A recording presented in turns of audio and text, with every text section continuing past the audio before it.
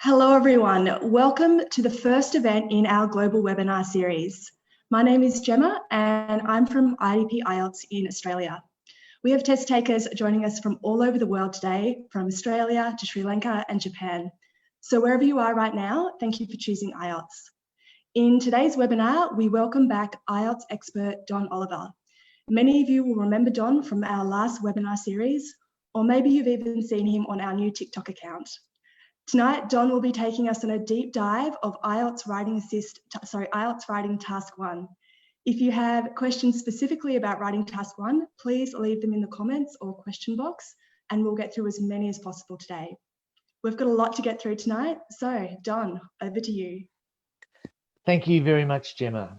As you say, we're talking about Task 1, academic and general training. And I'm going to share with you some important information about this very special part of IELTS writing. Now, IELTS writing, as you know, has two elements to it, a Task 1 and a Task 2. And many people find that Task 1 is quite difficult. And I'll try and explain why it is and how you can make it maybe a little easier for yourself. So, in this session, we're going to look very closely at both academic and general training, because many people need general training for purposes of immigration and to show an employer their level of English, and academic, which is also very important for people who need to get into university or who need professional registration, for example.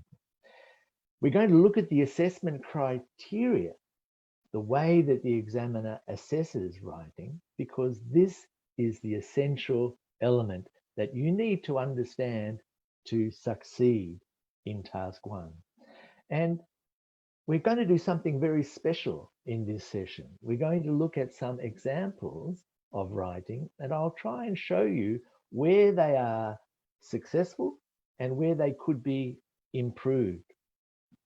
So let's begin with the academic writing Task 1, and we'll begin with the first assessment criterion, and that is task achievement. Now, if you've done an IELTS test before, you've done speaking and writing and listening and reading. In the speaking, there's no task achievement. But in writing, it's important that you are actually answering the question completely. What does that mean? Well, we give you some advice. We are always telling you at the beginning of an academic Task 1 to do these things, to summarize the information. Now, when you summarize information, that means you don't give every piece of information. You take the most important elements. You select the main features, and you make comparisons. We call this an overview in Task 1. If you don't produce an overview, a comparison, saying this is like that, but that's different from something else, then you will not succeed in this assessment criterion. When you are confronted, when you face a Task 1 task, you have to ask yourself some important questions. Ask yourself this: what patterns do I see in this graph, in this table of figures, in this illustration? There will always be patterns, because the people who construct these tasks will always construct a task that has something that is obviously a pattern in it. So what are those patterns? There will always be an exception to the pattern. These numbers are going up, but this number is going down. These are big, but this one is small. So look for that. If it's a graph, there will always be a time element, and that's the horizontal axis. Is it days? Is it weeks? Is it years? Think about that. Think about how many elements there are in the graph. How many things are we comparing exactly? And how many number values are there? Is it the size of a population? Is it the amount of money that people earn? Is it temperature? There are different number values. Let's look at an example. This is a typical table of figures. This shows the six largest countries in the world in terms of area. In 2012, they had a certain amount of people in them. They had a certain amount of land that produced food. And you'll notice here that the word arable is used. Well, you don't know that word, maybe. But in IELTS, we will tell you the meaning of a difficult word. And here, if you look at the bottom of the table, there is a definition. Arable land is land that can be used for food production. And then we have the area of each of those countries. Now you can see obviously that one very important feature is that Russia is by far the biggest country. And the other countries are fairly similar. But that's a pattern. But there are differences. So what are those differences and what are those similarities? Well, we can see that the area of the country does not really influence the population size, because Russia is by far the biggest, but it only has the fourth largest population. Smaller countries like the USA and China have by far more people in them. One element is that we can see very clearly is that the USA and China have an equal area, but very different population. There are exceptions.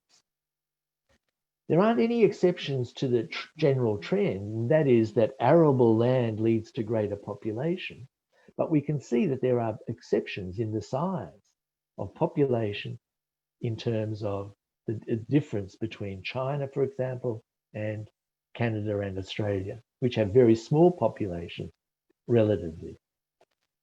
There is a time element here, and the time element is 1 year, 2012. Now, this is important. What tense are we going to use when we describe this information? You will use the past tense if you say 2012. If you don't mention the year, then you could use the present tense all the way through. When you compare things, you've got to compare 6 countries and 3 variables. Now, there are 6 countries. If you don't mention every one of those countries, you will be penalized. If you don't mention every one of those variables, the area, the arable land, and the population, you will be penalized. And finally, the number values are square kilometers, arable land, and the millions of population. But use different words. Talk about the area. Talk about the amount of food that can be produced. Talk about the number of people. These are ways to express the same meaning, but they will tell the examiner that you really understand the information.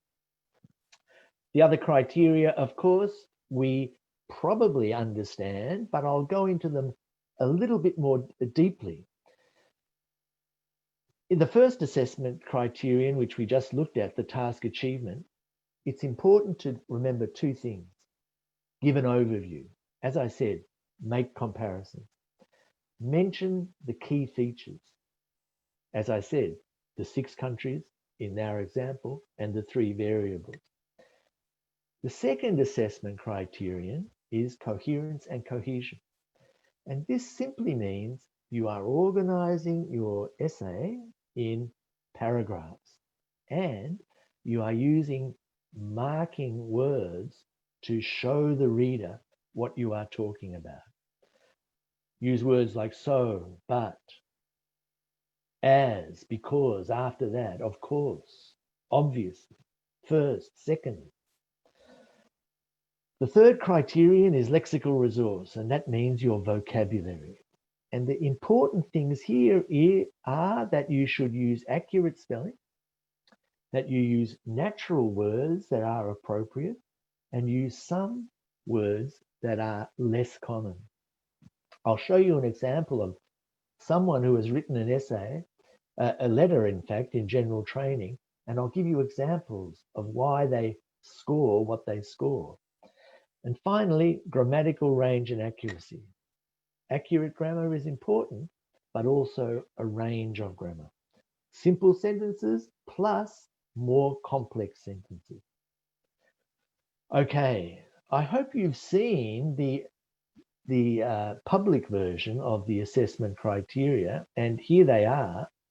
You can look at these on the IELTS.com website, the IELTS Essentials website. There are many websites that will show you these assessment criteria. And we're going to look at the coherence and cohesion column there, the second criterion, and you'll see there that a band 7 has a range of cohesive devices.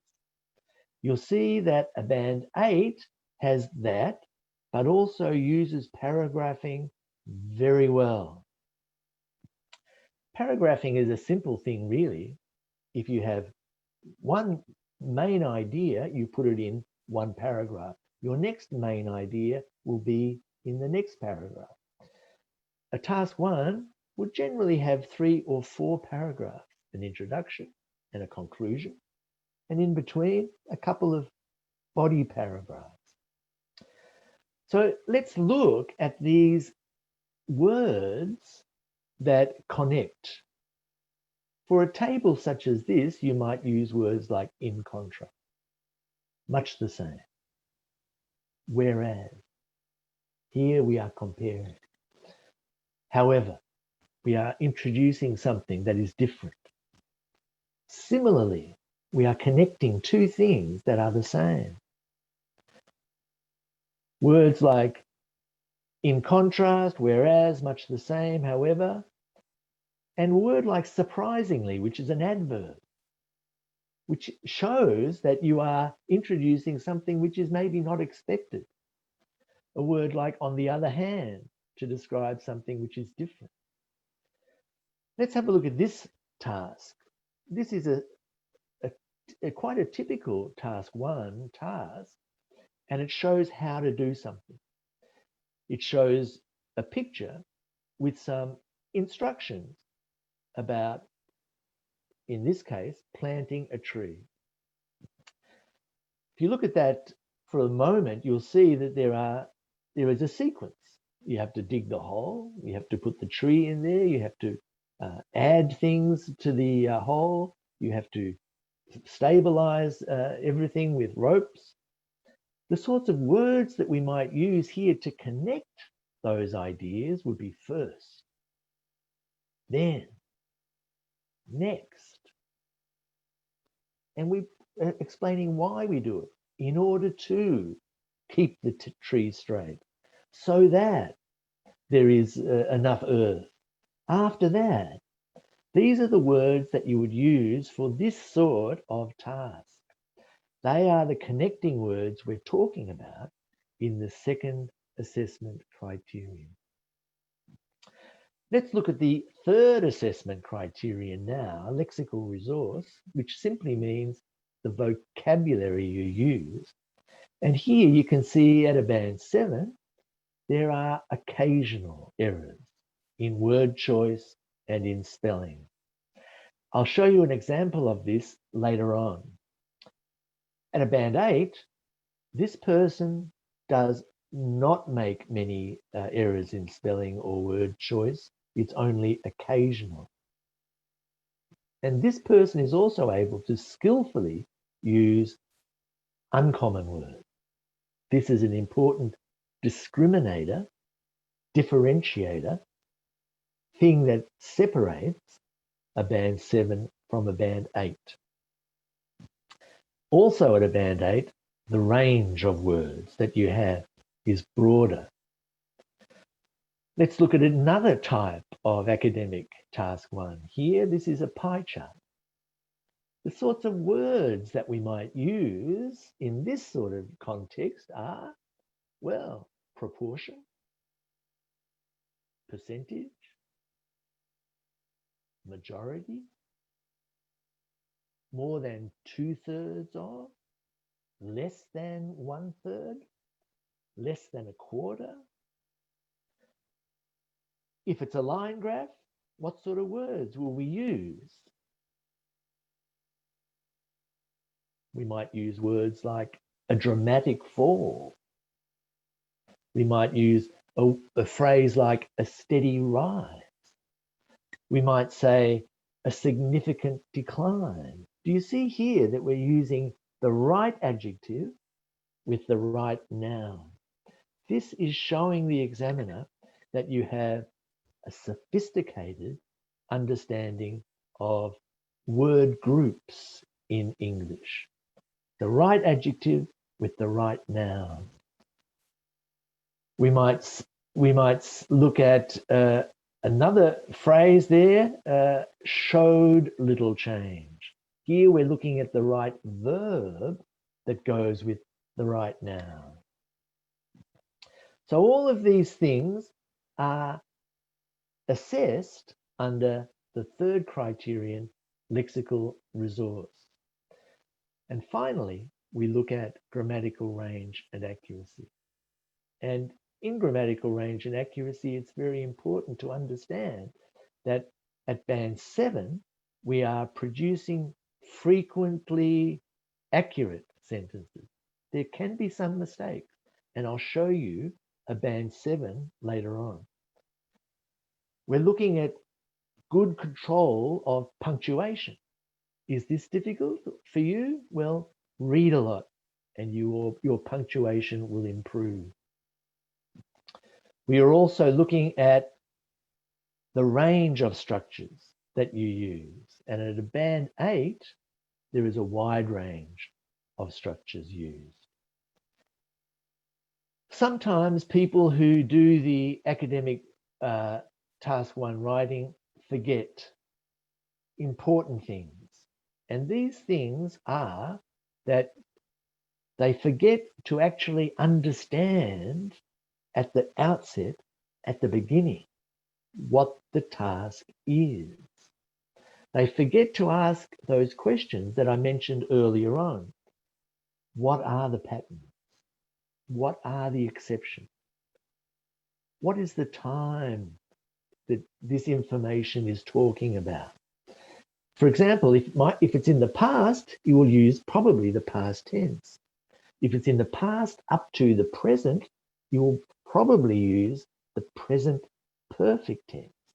Sometimes a graph will project into the future, and then you will use a future tense or a present tense. It is projected that something will happen. They don't understand the quantities. Sometimes they get the quantities wrong. Instead of saying millions, they say thousands. Instead of saying 100%, they'll say 100. These are important differences. Sometimes they forget to rephrase the words that are given to them. Remember, if you just use exactly the words that are given to you, there is not much credit in that. You need to show that you have a broad vocabulary. Sometimes, and this is very important, a test taker will forget to include every key feature. Not all features are key, but if it's a key feature, then you must include it. Sometimes, and this happens too often, a test taker will forget to make those comparisons to create that overview. That will usually be at the end of the essay, or it could even be at the beginning of the essay, where you make a broad statement. Sometimes a test taker will forget to add numbers to support what they have written. This is a problem. You must always, if there are numbers, you must always include some numbers to support the description. And some test takers will forget that they have to write 150 words minimum. Do that, but don't write too many more. Don't write 250 words, write 150, 160, that's good. And finally, paragraphing is an important part of getting a good score in task 1. And make sure that those paragraphs are full sentences, not dot points, not subheadings. And the very final thing is check your work. You have a chance to check your work, and this could be the difference between a 6.5 and a 7, or a 5.5 and a 6. 2 minutes spent checking your work for obvious mistakes is time well spent. Okay, that's academic task 1. Let's look at the general training task 1 now. And if you're not interested in general training, don't worry about that. There'll be some important things to say here about lexical resource and grammatical range and accuracy as well. So the general training task 1 has a different focus on task achievement. Remember, in academic task 1, you had to describe the data accurately and fully and produce comparisons and overview. But in the general training, which is a letter, those sorts of requirements are not present. What you have to do with the general training task 1 is to understand that you are given a situation and you must understand what the situation is. We'll look at an example in a minute. You are told who you are writing your letter to. You must understand whether this person is a friend or if it's a stranger, if it's an informal letter or if it's a formal letter. You must understand that there are 3 or 4, maybe, points that you must include in your letter. If you don't include them all, you will be penalized heavily. You are always told how to begin your letter. If it is dear ... you supply the name. Dear John, dear Ali, dear Carlos. And that means it's an informal letter. You're writing to someone you know. We'll look at an example in a minute. If it is dear sir or madam, then that is a formal letter. You are writing to someone you don't know, and I'll show you how to do that in a moment. The tasks in general training. The first thing you must do is understand the situation fully. You are told there's a problem. You're told there's a purpose. What is that problem? What is that purpose? Sometimes the task will say, you had some problems with an S. That means you have to talk about more than one problem. So read that very carefully. You're told which points to cover. It's usually 3 or maybe 4. Cover them equally. That means you might produce 3 paragraphs in your letter to cover the 3 points equally. Make sure that you understand who you are talking to. And that means, is it a friendly, familiar, informal tone, or is it a formal tone? Let's look at the assessment criteria: coherence and cohesion, lexical resource, grammatical range and accuracy, as they apply to general training now. As I already said, the first assessment criterion, task achievement, means cover all points and use an appropriate tone. The rest of the assessment criteria are exactly as we saw in the academic. Organizing your letter in paragraphs, using markers to help the reader understand what you're talking about, using accurate spelling for lexical resource, using a range of natural words, and finally, for grammar, using accurate grammar and using some complex sentences. Here's an example. This is an example of an informal letter. It's an informal letter because we can see at the bottom it says, begin your letter as follows, dear, ... Now this means that you are writing to somebody that you know, and in this case it is you're writing to the manager of a colleague. And you all work in the same office. You know each other well. So this does not have to be a formal letter. And the situation is you're organizing a dinner for a colleague. You want the manager to give a speech. And you have to give details of the dinner. You have to say why you think the manager should speak and suggest things that the manager could say. If you understand those things, then you should be able to write a good response to this task. But spending 1 or 2 minutes understanding the task is time that is very well spent. Okay, let's look at how you might begin and end this informal letter. You might, instead of saying something formal, you might just say, I wanted to let you know. Or, this is a quick note to invite you. Or it might be, I was wondering if. You might say something like, would you mind? You might say, do you think you could? You might say, to end, I hope to hear from you soon. You might say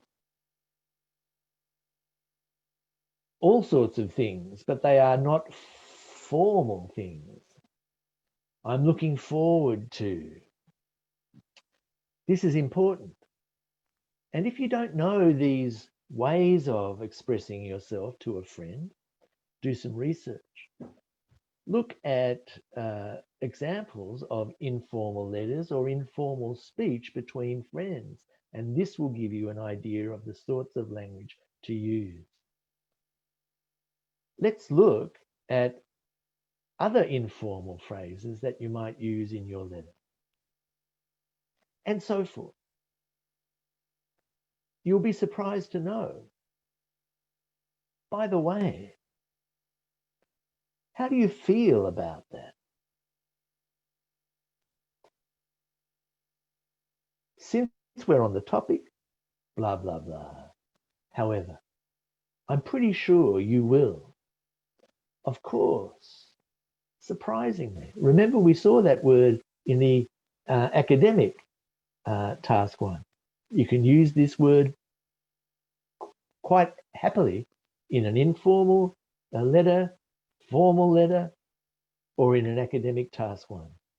On the other hand, likewise, you can use that in any context.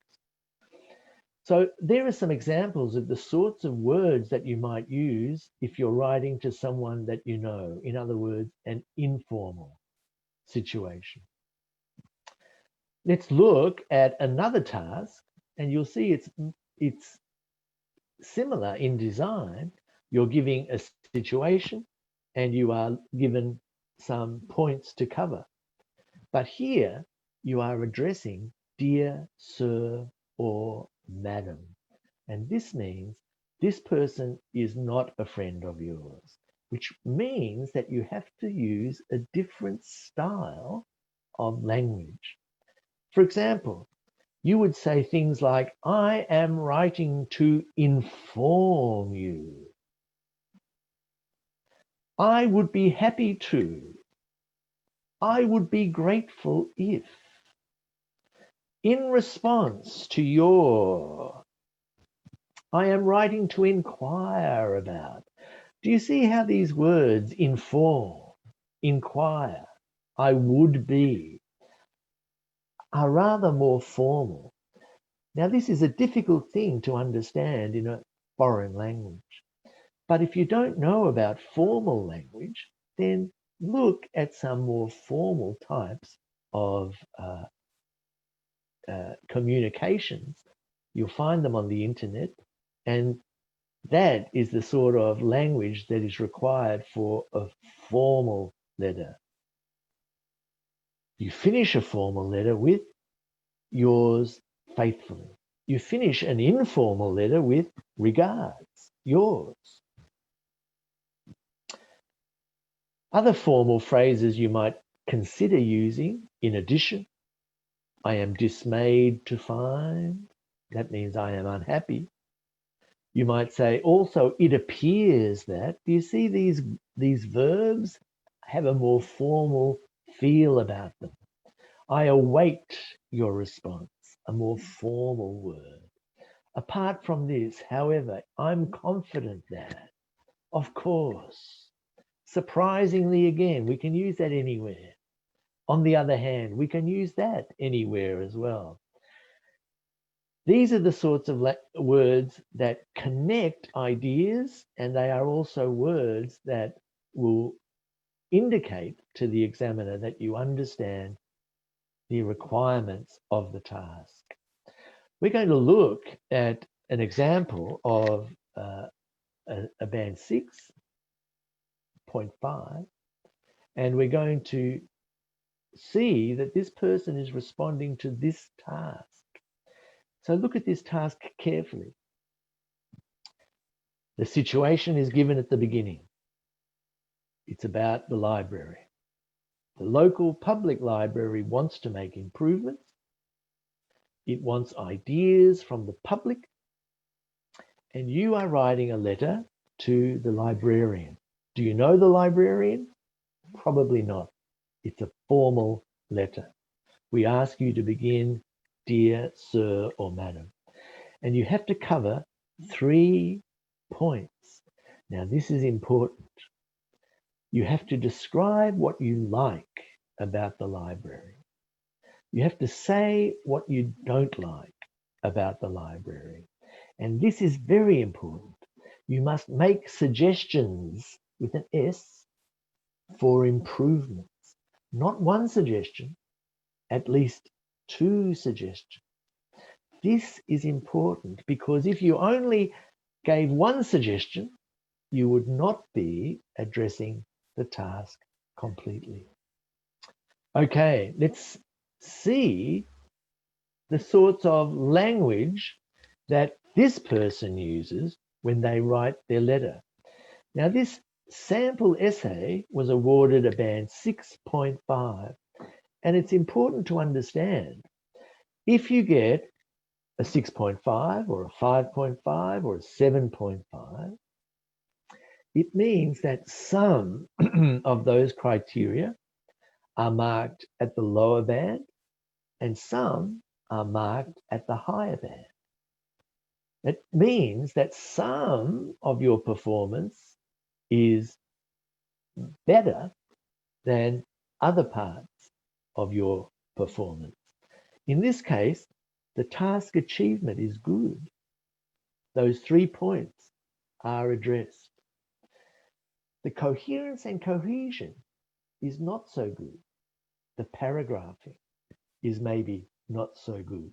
Maybe the sentences are not linked very well with those words that we've talked about before.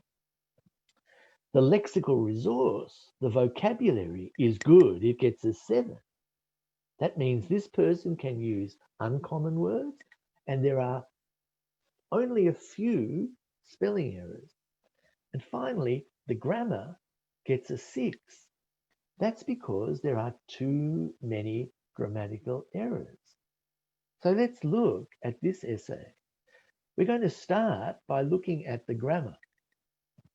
Have a look at this essay for a moment. Is it good or not in terms of the grammar? Well, it's pretty good. It gets a 6 for grammar. But if we look more closely, we can see some very obvious errors. This is in reference to your inquiry regarding the suggestions to library, the library. Full stop. I would like to give my opinion on this in this regard. My opinion. I have visited, present perfect tense, and problems, plural. A library must consist of a substantial amount of books. So here we have errors in preposition. We have errors in articles, a and the. We have errors in plurals, not using the plural form. These materials, plural, and organized, this is a verb form,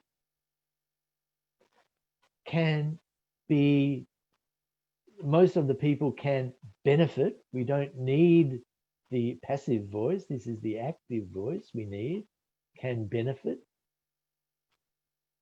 At the same time, do you see here that this person has a lot of problems with prepositions, with verb forms, with articles, with plurals?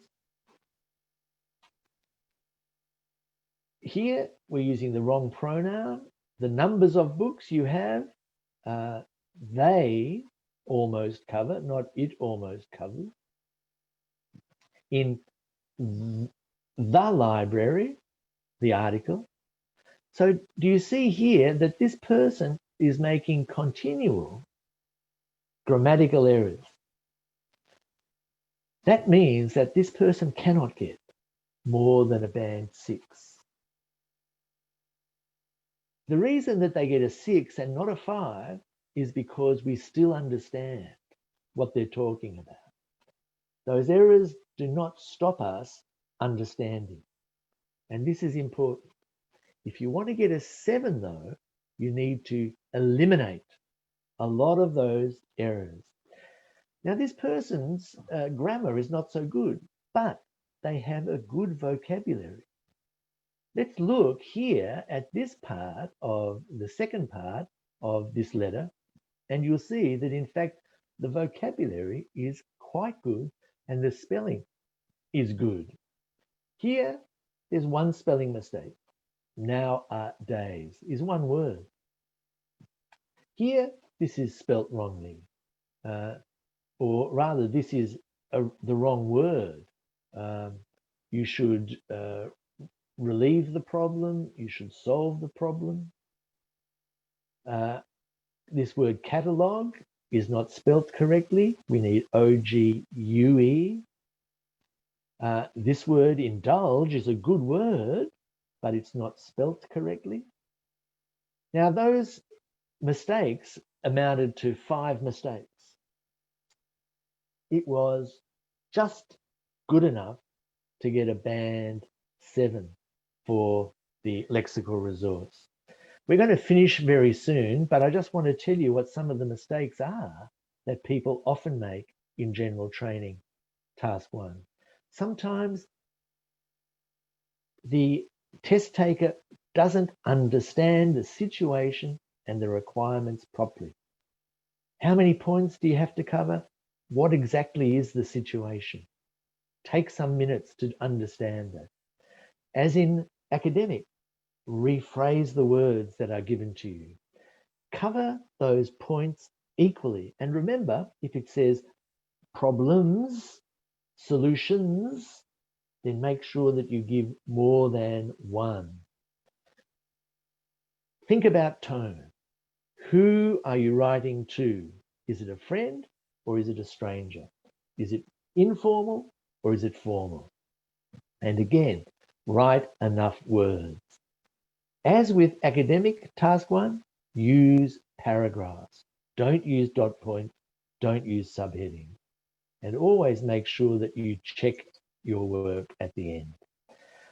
So your next steps are simple. And we have a lot of advice for you at the IELTS.com, where you can find preparation resources. You know, if you're listening to us now on Facebook, that there is a lot of good advice on Facebook, continually updated. There are free practice tests at IELTS.essentials. There are many things that you can access, and we are happy to answer any questions that you have. There are support videos and many other things. I'm happy now to take any questions, Gemma, if you have some. Thanks, Don. That was fantastic. We have a lot of questions. I reckon I've got close to 30 that have come in. So we'll try and get to as many as possible. And if we miss your question, we're sorry. Okay, first one. Don, there are many IELTS experts on YouTube who say you should always follow the same order as shown in a graph, years, decades, starting from left to right or top to bottom, whereas others say you should look for a pattern and group them together. Which one's the correct approach? There are more ways to do it than just those two. The important thing is logic, and it will depend on the task. If, for example, there is a chronology involved, going from the year 1900 to the year 2000, then it would make sense to actually follow those things. But it might be equally logical to look at if it's talking about countries and different performances in terms of their economy, it might make sense to look at one country and then look at the next country, no matter what the chronology is. There's no hard and fast rule except that you should be logical. So don't go from 1 year to way ahead and then back again and then back to the middle. Don't go from one country to another country to the next country and then repeat that. Just be logical. That's the main message. Great, thank you. Alrighty, do examiners penalise test takers if they ignore certain parts of the table? As in, for example, they only discuss 4 countries if there's 6 listed? Yes, that will be penalised because it's a key feature. If they mention 6 countries in the example that we gave, then you should mention the 6 countries. You don't have to give equal weight to those countries. For example, Canada and Australia are fairly similar. Small population, not much arable land. You might say Canada and Australia are similar in those regards, but you would probably spend more time on places like the difference between China, for example, or the similarities between China and the United States. It's not a matter of giving equal weight to everything, but you should mention them. Okay. Alrighty, next question is it suitable to use adjectives and adverbs that convey the writer's feelings and emotions towards the data in task 1, such as surprisingly or interestingly? It is. It's a perfectly acceptable. By the way, it's starting to rain where I am. Can you hear it? A little bit. Have you got a tin roof? Yeah, I have got a tin roof, but I think it's charming. It's showing an expression of surprise or inevitability or obviously. Use words like that. You will get credit for that because they are words that connect ideas. They are connecting words, and that will be assessed under the second assessment criterion. Great. Okay, someone's asked, can you please comment on the breakdown of time to complete task 1? Well, it's recommended always, you're told to spend 20 minutes on task 1 because task 1 is half the value of task 2. But you may find that task 1 is quite difficult for you, and you may find that you do task 2 quite easily. Now, if that is you, spend 25 minutes on task 1. It's up to you. If you can do a good task 1 in 15 minutes, spend 15 minutes on it, but you might take a little longer with task 1. Right. Someone said, have you got any advice or suggestions on how to improve punctuation? I would say read. Read as much as you can, because there you will see punctuation used correctly. And when you read, be an active reader. Some people read very quickly. My wife does that. I'm a slow reader. And when I read, I actually analyze what I'm reading because I want to be able to actually write like that myself. So if you're learning a language, be an active reader and say, why is there a comma there? Why is there a full stop there? Why is there no comma there? And then in that way, you will improve your punctuation a lot. Thank you. Alrighty, someone's asked, do all 4 parameters carry equal percentage in evaluation of answers? Or does They grammatical... No, they do. Yes, do, they are great. equal. 25% for each of those assessment criteria. And remember that task 1, each of the 4 criteria there are 25%. And task 2, each of those criteria are 25% times 2. Now, I'm not a mathematician. Did that equal 100? Oh, I don't know. I'm an English teacher. But remember that 1/4 of task 1 is not 1/4 of the entire mark. It's 1/4 of 1/3. You do the math. Oh gosh, I'm lost. Alrighty, someone's asked, what band score for lexical resource can a student expect if they do not actually paraphrase and merely parrot the question in their introduction and continue to do so throughout? Well, they can expect a low score for their lexical resource because they are not showing the examiner new words. They are just using words that are given to them. Now, an examiner will say, well, they've used the words correctly, but they're words that we gave you. So there will be no great credit in using those words. So it's not that difficult to actually use a paraphrase, and you should practice doing that. Remember, I talked about being an active reader. One thing you might try is reading something and then putting it into your own words. In fact, this is a great study skill. When you take notes, you are not writing down exactly what you're reading. You are putting it into words that you understand. And this skill that a student needs at university is exactly the skill that transfers to an IELTS writing task. That's a great preparation tip. Alrighty, next question. Is it necessary to compare and contrast in academic task 1, and will I lose marks if I don't? When I was talking about comparing, and in fact, remember, you are told to compare in the instructions every time, that is really another way of saying produce an overview. And if you don't produce an overview, you will be penalised. And the penalty is quite severe. You can't get more than a band 5 for that first assessment criterion, task achievement, if you don't produce an overview. So please do compare and contrast, and this will help you produce an overview. That answers our next question, which was, is the overview at the end of writing task 1 necessary? So yes, it is. Yes, but it doesn't have to be at the end. It could be at the beginning. It could be in the middle. But it's probably more obviously appropriate to do it at the end. At the end.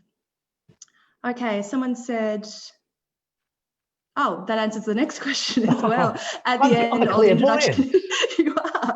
We're racing through these questions. Alrighty, let me just read the next You'll have one. to make up some, Gemma. Okay, so going on to general training, I think is this next question. Sir, if the letter is to a manager or a colleague, shouldn't it be a formal letter as the manager or the colleague holds a superior position in the office? This is a very interesting question. And it's a question not about IELTS, it's a question about culture.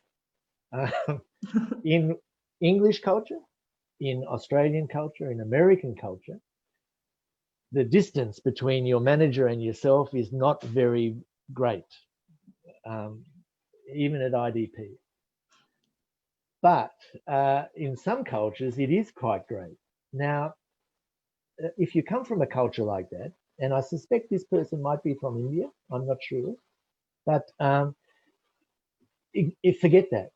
If you are told to begin your letter with dear, then that means it's an informal letter and you are talking to your manager as a friend, okay? So look at how you are told to start. If it says dear, then just use dear and then the person's first name and strike an informal tone. Great. I think we're informal, Don, aren't we? Yes, mate, we are. Okay, someone said, did Don say we should spend an equal amount of words on each of the dot points in the question prompt? Sort of. I would say that not necessarily an equal amount of, sort of. If there are 3 dot points in general training, then I would suggest you give each of those dot points pretty equal weight. Exact number of words, not necessary to count them or anything like that, but just try and treat them fairly equally. Thank you. Alrighty, someone said a catalogue and catalogue, both acceptable spellings, spelt those 2 ways. That's a very good question, and this thought occurred to me as I was doing it. Is OG acceptable in America?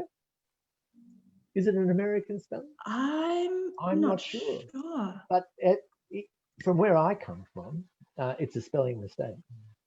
But I take the point, and I will, after this presentation, I will go straight to Mr. Google. Thank you.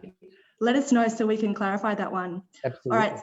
Someone said, can I use words moreover or furthermore in academic task 1? Absolutely. Yes, you may. The academic task 1 is a fairly formal essay. And those words, they're not particularly formal, but if you use them appropriately, it's good. Speaking of formal and informal words, someone's asked, can I use the word chuffed in an informal GT task 1, or is it too informal? Good question. I think it's okay. It really depends. It is okay. If you're talking to your best friend, right? And you say, yes, I was really chuffed about the present that you gave me for my birthday. Perfect. If you're writing an informal letter to your manager, maybe not quite. And definitely not in a formal letter. So you've got to have an idea of that sort of the limitations. Well, I'm pretty chuffed with how we're going here, Don. So as long as the rain is not drowning out what I'm saying. No, you're all good. Okay. Good. Someone's asked, is it necessary to use fancy vocab to get a band 7 and above, or is normal vocab okay? It's a good question. Fancy and normal. Well, the word that we use is uncommon or less common. Fancy vocabulary are words that are maybe rare words that are used. So forget about fancy words, but less common words, for example, like if I'm talking about the business, and I'm talking about, you know, the profit and loss spreadsheet, well, that's sufficiently uncommon to give you credit, but it's not particularly fancy. So think about that. Think about not the words that you would talk to your mate about when you're just having a drink on the weekend, but maybe words that are appropriate. Thank you. It's a bad answer. I'm sorry, Gemma. That's okay. So someone here has asked, any tips or tricks on how to count your words?